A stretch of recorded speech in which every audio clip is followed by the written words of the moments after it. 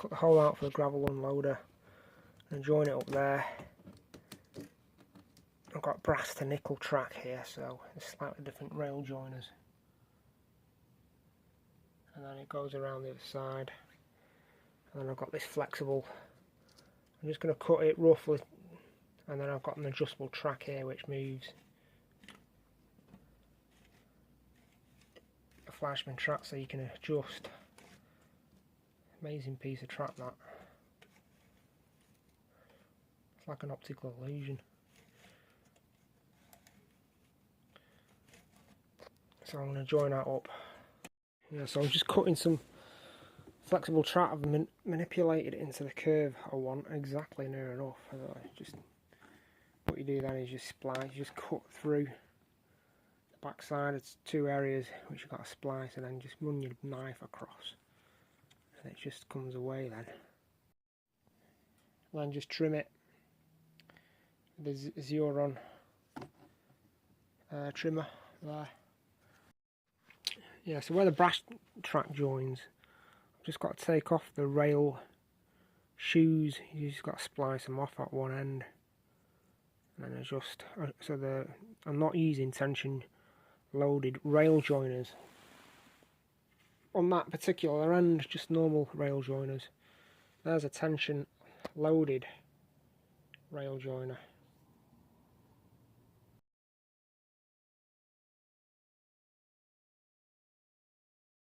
And that's what I mean, where a deep rail joiners, a tension loaded Fleischmann rail joiners, have got space to go in as far as possible. So you've got to cut out a slot there. You don't have to do it that way on the Fleischmann Flexi track, it's just the way I do it. And when you're cutting these slots out, to make it easier, you do the outer one first. Make the first cut on this side, so it's easier to do. There's not as much flex then on the track bed when you're cutting, so you cut the outer edge one, outer rail side first, then the next one on the inside. So that's what that looks like. I've just got to nail it in, fix it in position. Fixing the track with Fleischmann self-tapered screws. A special screws into a baseboard, and it's virtually in. It'll never move once these screws are in there. So there we go. It is tricky to do, but it's done now. As you can see, you can barely tell it from the other side. So I just need to adjust that and slot it in now, and adjust the flex on the actual curvature of the track to join up here nicely. And again, if you're wondering, well, if you've not heard of it, the Fleischmann tension loaded fish plates or rail joiners, that does away with, you don't need a bus, you don't need a power bus going right away around your system. I don't use one. I've got all this track. I don't use a bus system. There's no requirements for it, because you've got an absolutely fantastic connection on the joints all the time. I've got about 3 power feeds to this layout, and that is it. There's no bus. Yeah, so this is where I'm up to now. This has been taking over a few days, this video, with me working and what have you. But all the track's in place. I was struggling getting the track lined up on the flexible track, but I put flexible, and that is the original track there. So it's just 2 sets of flexible track, and just testing out that new loco going round now. Working very nice. Another thing is I've now got a new adjusted gravel yard, so I've moved the weighbridge from there to there. It's not fixed in position yet. I've got the hopper box to collect the gravel that dumps out of the Fleischmann wagons, all set up underneath. Catch box, everything's painted.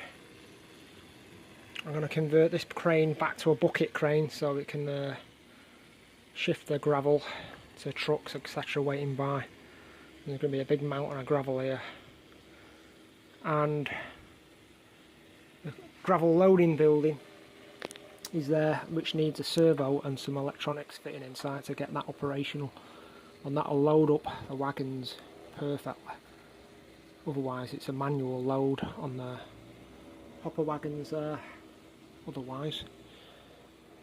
So yeah, it's getting there. I also use a Red Devil one-time very fine lightweight filler for filling holes in your baseboard. There's one I've just done, painted over. It's really good stuff because it dries quick and it's smooth, and it really is good stuff. I do recommend that for general filling in a lot of areas. Another thing I've done, I thought to myself, I'll just nip to my local model shop and buy a Fleischmann point. And I think to myself, I'm quite lucky because there's not many local model shops 10 minutes drive away where I can just jump in the shop and say, right, can I have a left-hand point? No problem. Waltons of Altrincham. So yeah, I fitted another point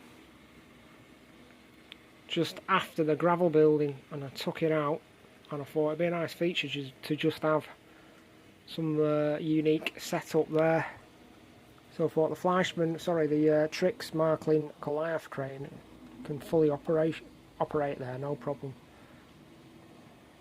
And it's a nice little diorama setup, say again at unloading a wagon, or I could have it set up in many other different ways. Not siding, I just thought I'd add that. This was where there was a originally there was a goods warehouse there, but that's all gone now. So that is where I'm up to. I've not got onto the turntable yet to fit the other point, the other extension on the far side of the turntable. I've not got around to doing that. So that's it on mini update number 2. Thanks for watching.